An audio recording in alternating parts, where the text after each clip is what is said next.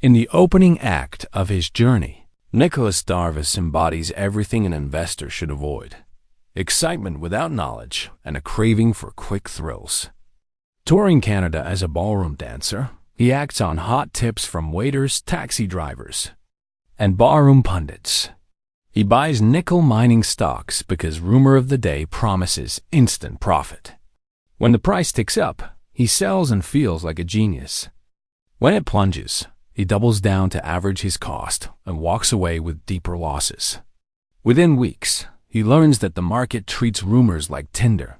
They flare brightly, leave ashes, and consume confidence.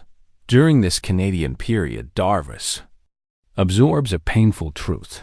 His losses stem not from bad luck, but from unchecked emotion. Every decision was steered by greed, fear, or vanity. Reviewing his statements, he realizes small wins never offset big blows. More importantly, he sees that the culprit is not news sector or politics, it is impulsivity. This chapter is the mirror every beginner must face. Price does not care about your wish to get rich, and truly valuable information is rarely loud. Markets reward logic, not enthusiasm. At this moment, Darvas vows to quit gambling and seek a verifiable method, planting the seed of discipline that will later make him a millionaire. If this opening lesson already sparks a wake-up call, don't stop here. Hit the link in the description or the pinned comment, grab the full book, and follow Darvas's transformation from naive speculator to legendary trader. Your evolution starts now. After leaving the Canadian market, where he traded penny stocks based on rumors and emotional impulses, Nicolas Darvas sets his sights on Wall Street.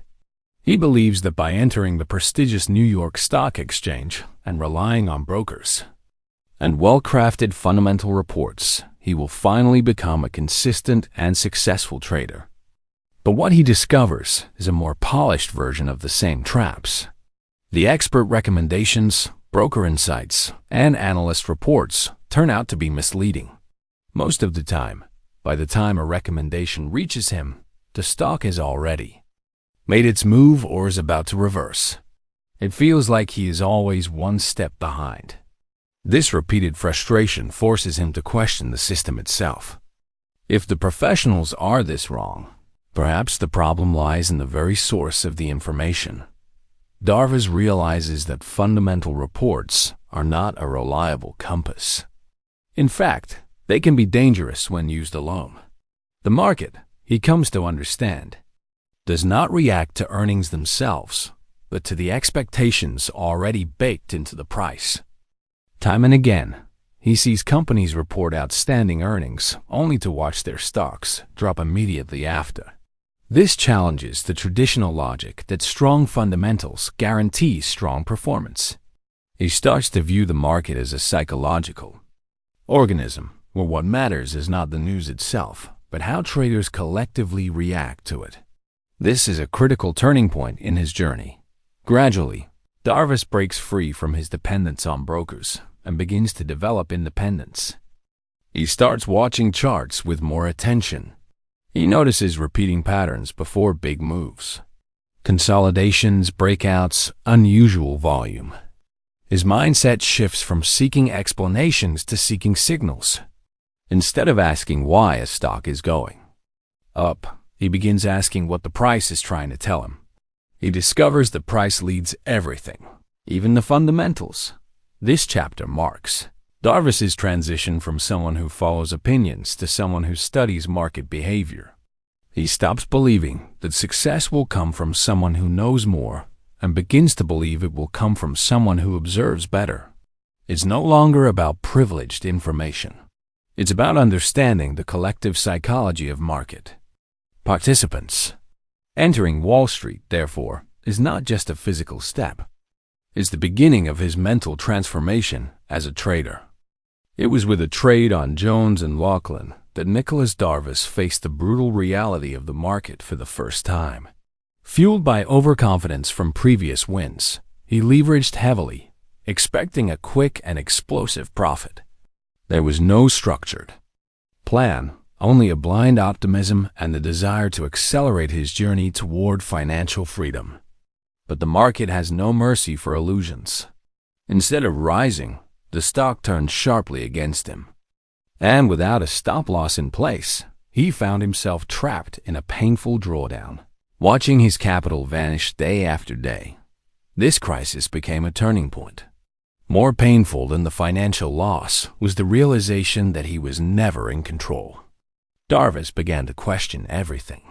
Did he truly know what he was doing? Or was he just another reckless gambler masquerading as an investor? That pain forced deep reflection. And it is at this moment that he begins to grasp a foundational truth. In trading, protecting capital is more important than multiplying it quickly.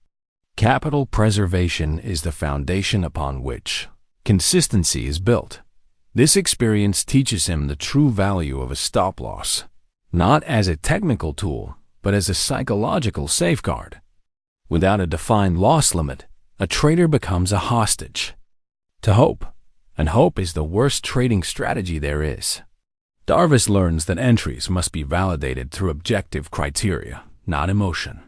He realizes that it's not the size of the opportunity that makes a trade great, but the clarity of the structure and the precision of risk control. This chapter marks the emergence of the real trader within Darvas, one who understands that the market respects neither ego, nor emotion, nor expectation. The market only respects those who respect risk. The pain of this first crisis becomes the fertile ground for a more disciplined, more realistic, and above all, more professional mindset to take root.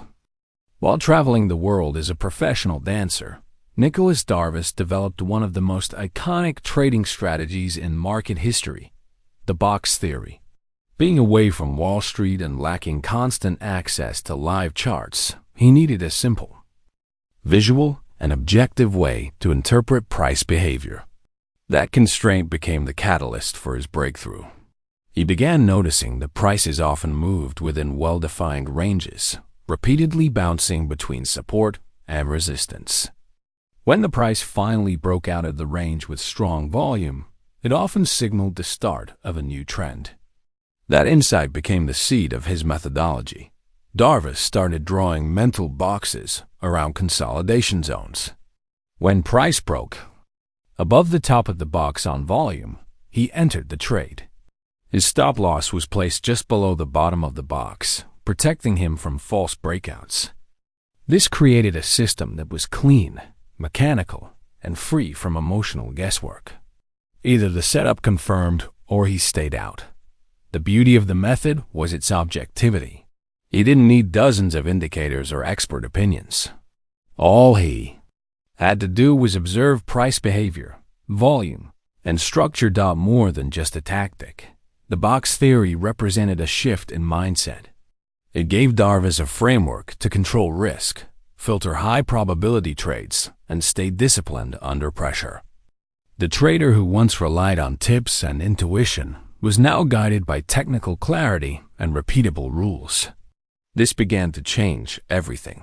His results improved. His confidence no longer came from gut feelings, but from the strength of a structured process. He no longer needed to be glued to the market all day. As long as his rules were followed, the system would do the work. This chapter marks the birth of a true trading system, a system that combines simplicity, precision, and psychology. Darvas didn't just find a good technique. He built a method that matched his personality, lifestyle, and need for clarity. And in the world of trading, that is more powerful than any magic indicator. While touring internationally, Nicolas Darvas puts the resilience of his newly minted box theory to the test. With no access to a trading floor, he relies on coded telegrams exchanged with his New York broker. Each message costs time and money, forcing him to filter trades through even stricter criteria. This slow communication environment becomes the perfect lab for discipline. There is no room for impulsive tweaks. Every entry must include a purchase price, a predefined stop-loss, and clear exit instructions. Darvas discovers that physical distance turns into a psychological edge. Far from Wall Street's noise, he focuses solely on essentials, the box breakout and the confirming volume. This geographic shield nurtures emotional detachment. When a cable reports that price has hit the stop, he doesn't hesitate. He wires back a sell order and heads to his next dance performance. Operational coolness is born from the impossibility of watching every tick. The cable logistics also strengthen his risk management. Because he cannot adjust stops constantly, he must place them at technically meaningful levels below clear support. This removes the temptation to tighten stops out of fear or loosen them out of hope. Execution becomes binary. Either the thesis remains alive within the box or the trade is closed. Repeating this simple mechanic from country to country cements his confidence in the method and proves that a truly robust strategy does not depend on physical proximity to the market. The U.S. market moves into 1957, showing clear signs of economic slowdown and a steady decline in major indices. Risk appetite evaporates, money flows into treasury bills, and many stocks that have been climbing for 2 years break long-standing support levels. Nicolas Darvas notices that his original method, which relied on relatively wide boxes and aggressive breakouts, starts to misfire because buying volume vanishes before trends can extend. Instead of scrapping the strategy, he dissects it line by line and adapts it to the new volatility regime. His first change is statistical. Darvas reviews more than 200 charts from 1954 to 1956 and finds that in bull phases, successful boxes average 12% in height, whereas during corrective periods, winning setups seldom exceeded 7%.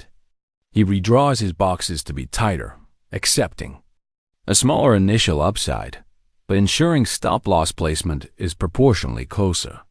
This redesign halves his average loss per trade and preserves capital during false breakouts.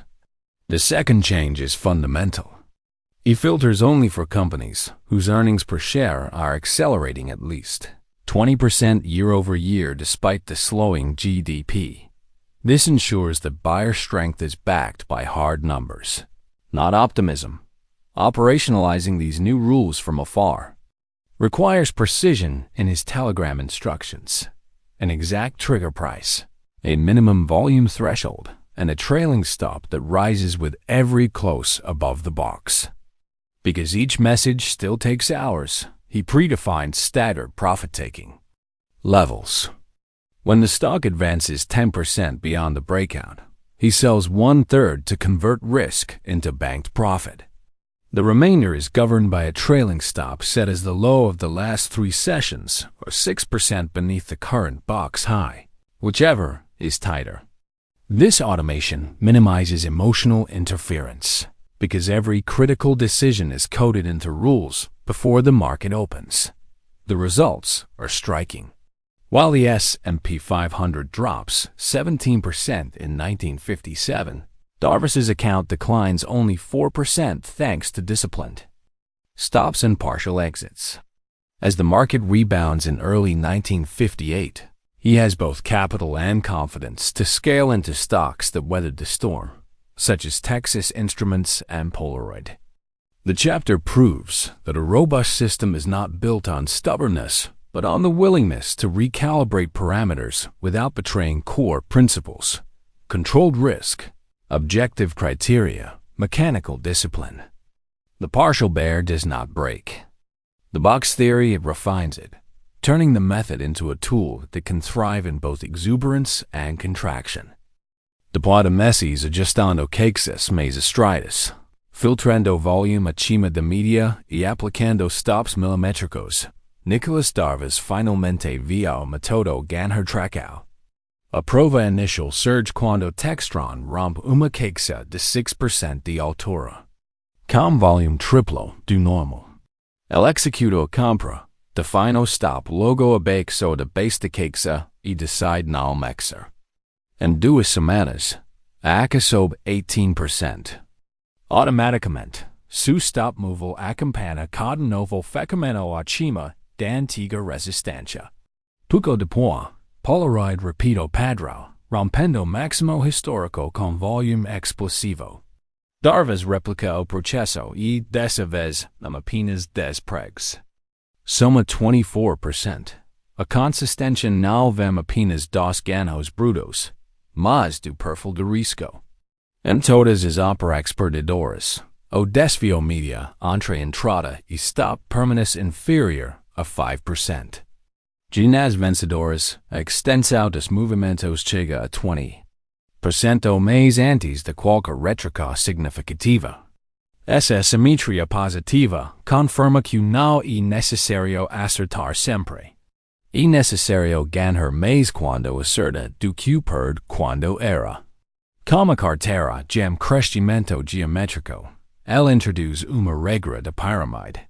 Cada nova caixa tendência passa a receber reinvestimento da parte dos lucros anteriores, mantendo o risco fixo por operação, mas aumentando a exposição com capital que já foi testado pelo mercado. O impacto psicológico e profundo. Cada breakout validado reforça a confiança no processo, diminuindo a tentação de interferir emocionalmente. Darvas percebe que a verdadeira liberdade não está em operar mais, e sim em operar melhor. O número total de trades está, o tamanho das posições cresce de forma orgânica, e o gráfico de patrimônio comienza a se inclinar em uma curva que lembra os próprios rompimentos que ele opera. A teoria, antes em experimento solitário, transforma-se em sistema testado sob fogo real, capaz de comprar capital de maneira quase automática. Nicolas Darvas hits the psychological mark of $500,000 in profit, less than a year after refining his box theory. This financial milestone is not the result of a single spectacular trade, but the accumulation of dozens executed. With surgical discipline, the engine is internal compounding. Every win unlocks capital for the next box, while the percentage risk per trade remains constant. Darvas continues to risk about 2% of equity on each breakout, but as equity grows, the dollar amount per position increases. Stops stay tight, asymmetry remains intact, and winners compound. Market conditions cooperate. From late 1957 into early 1958, the Dow Jones rebounds, favoring emerging tech and discretionary names. Darvas spots boxes in Texas Instruments, Zenith Radio, and Litton Industries. They all share the same fingerprint: brief consolidations visible, institutional buying volume, and earnings growth north of 30% year over year. When Texas Instruments breaks $9 on 5 times average volume, he enters with 1,000 shares and a stop at 8.5. The initial risk of $500 equals exactly 2% of the 25,000 capital he earmarked for that strategy slice. 3 weeks later, the stock touches $12, and Darvas raises the stop to 10.5, locking in profit even if a sudden reversal occurs. Disciplined pyramiding does the rest. When price forms a new box between 12 and 13, he uses part of the gains to add another tier, keeping total risk within the same percentage limit. The snowball effect is immediate. Previous profits finance larger size without jeopardizing account safety. As the portfolio advances, Darvas chronicles every trade in meticulous detail. He records entry rationale, box structure, initial risk-reward, and stop adjustments. This log converts raw data into feedback, highlighting success patterns and flagging emotional drift. Reaching 500,000 validates 2 truths. First, arithmetic discipline beats sporadic brilliance. Second, position sizing, calibrated with tight stops and recycled profits, carries exponential power. Darvas does not feel invincible, only confirmed. He does not need to double bets to reach the next plateau. He needs to rinse and repeat the process with the same patience and the same cold precision. After reaching $500,000 in profit, Nicolas Darvas enters one of the most dangerous phases for any trader: the inflated confidence cycle. Accumulated success breeds a subtle illusion of invulnerability. The stop-loss levels that were once sacred begin to feel unnecessarily conservative. Risk per trade quietly increases, driven not by chart signals but by the growing belief that Darvas himself has become bigger than the market. This is when the second crisis strikes, not as a sudden collapse, but as a sequence of small missteps that erode weeks of profits.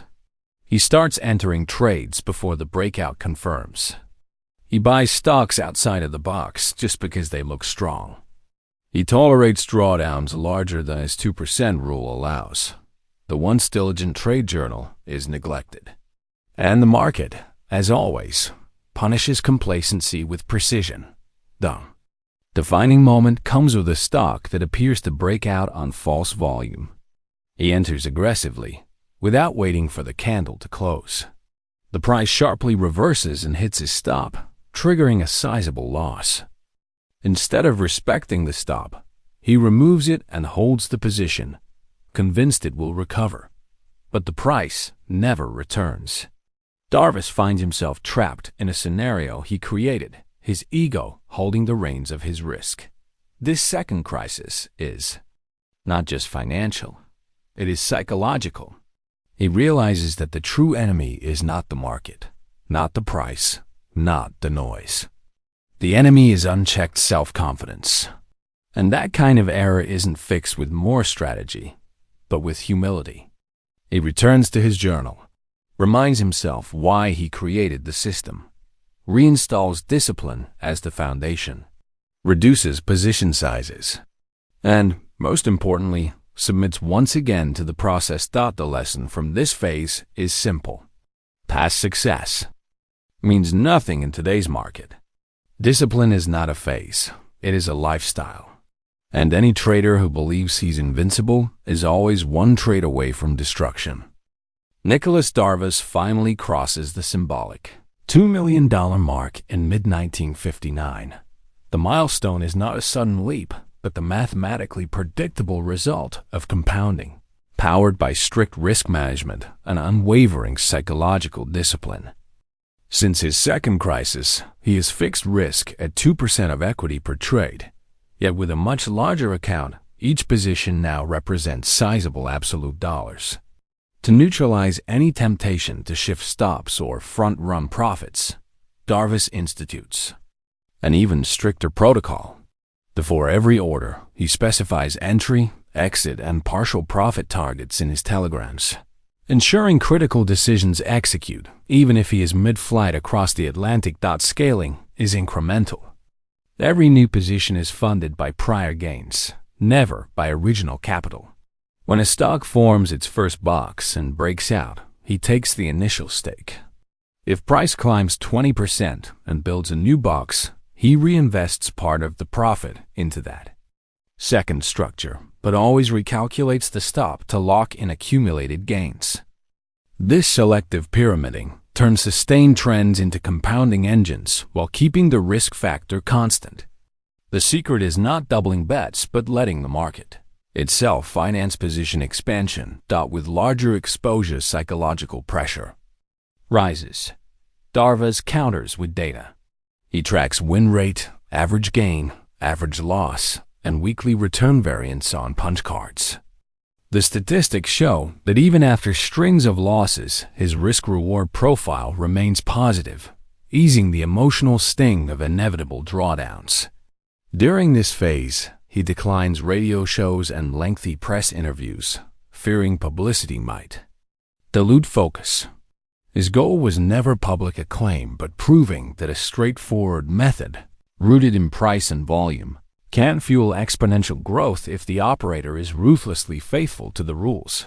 When the equity curve tops 2 million, Darvas does not celebrate ostentatiously. He reviews his journal and notes that roughly 60% of profits came from fewer than 15% of trades. The closing insight of this chapter is clear. Emotional leverage ruins traders, whereas profit leverage, achieved with tight stops and calibrated position size, builds fortunes. When Time magazine runs a profile on Nicolas Darvas in May 1959, the dancer-turned-trader finds himself in the center of the financial spotlight. The article highlights his feat of turning $25,000 into more than $2 million in just over 2 years, a figure that sounds almost mythical to the general public. It details his globe-trotting routine, the coded telegrams to his broker, and above all the box theory that propelled his rise. To casual readers, Darvas appears as an intuitive genius, yet he knows the real achievement lies in disciplined execution. The publicity brings admiration, but also skepticism. Traditional brokerage houses hint that the story is embellished. Fundamental analysts dismiss any strategy based only on price and volume, and financial journalists hunt for cracks in the narrative. Darvas chooses full transparency. He provides Time with bank statements, brokerage slips, and the meticulous trade diary he has kept since 1956. The reporter cross-checks dates, verifies orders, and confirms performance. Rather than basking in glamour, Darvas insists there is no magic, only mathematics, psychology, and consistency. He explains that every breakout is selected by objective criteria, that risk never exceeds the preset limit, and that stops move only when the market justifies it. The interview forces him to review each element of the strategy in public, reinforcing for millions the importance of methodology and risk control. The article has a double impact. On one hand, mainstream recognition legitimizes the system and draws in crowds eager to copy it without understanding its discipline. On the other, public scrutiny strengthens Darvas, who now must adhere even more strictly to his rules to avoid contradicting what he has declared to the nation. This chapter shows that exposure is a double-edged sword. External validation can boost confidence, but also tests a trader's character. For Darvas, the Time interview cements his reputation, while binding him to the documented process that carried him to success.